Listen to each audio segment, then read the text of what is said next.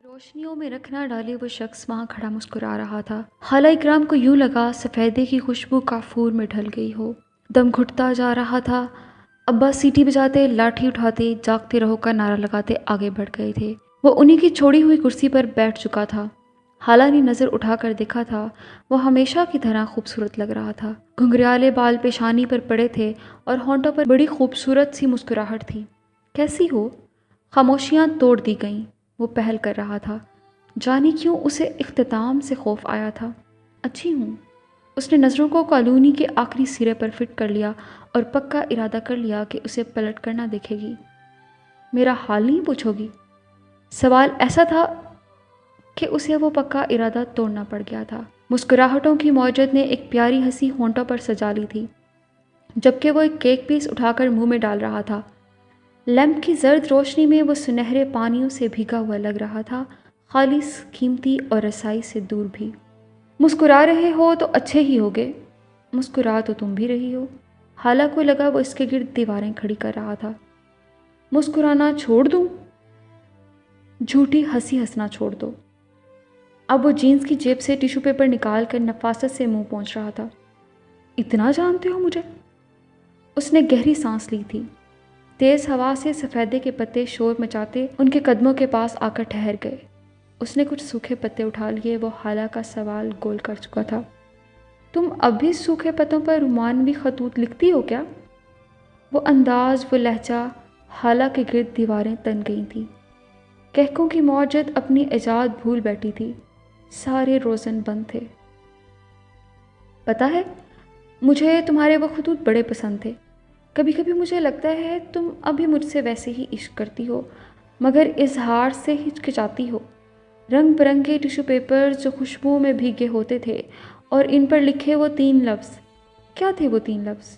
रुको, मुझे याद करने दो। शतरंज की बाजी में वो खोटा मोहरा थी, बेवुकत। हाला इकराम को लगा अगले पल वो टूटे शहतीर की मानित तारकोल की सड़क पर गिरेगी और वहीं दम तोड़ देगी, और अहमद इसकी कब्र के कुतबे पर एक लफ्ज़ कुंदा करवाएगा, इश्क ज़ादी। अरे भाई, ये मैं तुम्हें नहीं कह रहा, बल्कि तुम्हें याद करवा रहा हूँ कि ये वो अल्फाज हैं जो तुम मुझे कहती थी। How funny it was. अब वो हंस रहा था, और वो हंसी जैसे हाला इकराम के लिए सूरह इसराफील बन गई है। वो पत्थर बनी बैठी थी, साकित जामिद। सांस ली तो मर जाएगी। पलकों पर चमकते आंसू बर्फ हो गए थे। वो मेरा माजी था, अब ऐसा कुछ भी नहीं है। उसने सिसकी ली थी। फिर तुम्हारी आंखों में मुझे देखकर रंग क्यों उतरते हैं? क्यों मुझे देखती हो तो नज़र उठाना भूल जाती हो? सवाल उड़ उड़ कर इसके वजूद पर अजियत का लेप हो गए। अब्बा की आवाज़ जैसे दूर से, बहुत दूर से आ रही थी। जागते रहो, जागते रहो। वो अजीब शहजादी थी जो वजूद में गड़ी हुई सुइयों से ज़िंदा थी। सुइयाँ निकलती तो वो वहीं मर जाती, और वो धीरे धीरे सारी सुइयाँ निकाल रहा था। आंखों के पार जैसे जर्द धुंध सी छा गई थी। वो नबीना हो रही थी या फिर हो चुकी थी। 11 फरवरी 2014। आपको बखूबी इल्म है कि मैं कितनी अक्लमंद और ज़हीन हूँ, और मेरा हर कौल व फ़ेल सुनहरी हरूफ से लिखे जाने के काबिल है। और मैं हर किसी को ये नसीहत करना चाहूँगी कि हमेशा अपने माजी को साफ़ सुथरा रखें, वरना आपके माजी की डस्टबिन आप पर उलट दी जाएगी और आप बैल मुझे मार की तफसीर होंगे। मेरी ज़िंदगी के बहुत बड़े बड़े अलमियों में से एक अलमिया ये है कि ऐन बहस करते वक्त मेरी दलीलें और स्ट्रॉन्ग पॉइंट मुझसे 5 फुट दूर भाग जाते हैं, और मैं जीती हुई बाजी में शानदार तरीके से फ़ेल हो जाती हूँ। पढ़ाई के इम्तिहानात में कभी ना फ़ेल होने वाले कभी कभी ज़िंदगी के इम्तिहानात में ज़रूर फ़ेल हो जाते हैं। एक बात का दावा कर सकती हूँ कि मैं सांप गुजर जाने के बाद लकीर पीटने वालों में से तो हरगिज़ नहीं हूँ। कभी कभी मेरी सोचों की खिड़कियाँ बड़े बेढंगे रुख की तरफ खुलती हैं, और मैं सोचती हूँ कि मैं ऐसी क्यों हूँ। मैं वैसी क्यों नहीं जैसे लोग होते हैं, अपनी ज़िंदगी में मगन, दूसरों के दुख दर्द की परवाह ना करने वाले अखड़। शायद मेरे वजूद की मिट्टी किसी मुक़द्दस ज़मीन से उठाई गई है। यही वजह है कि मुझ में ह्यूमैनिटी का जज्बा कूट कूट कर भरा हुआ है। मेरी दोस्त सिंड्रेला, जिसका असल नाम कुछ और है मगर मैं सिंड्रेला कहती हूँ, वो कहती है, यार میں نے تم جیسے لوگ کبھی نہیں دیکھے۔ یہ میری تعریف ہے یا میں ہر بار اسے کڑے تیوروں سے گھور کر پوچھتی ہوں۔ تم ان لوگوں میں سے ہو جو بہت کم ہوتے ہیں مگر نایاب ہوتے ہیں، کوہ نور ہیرے جیسے۔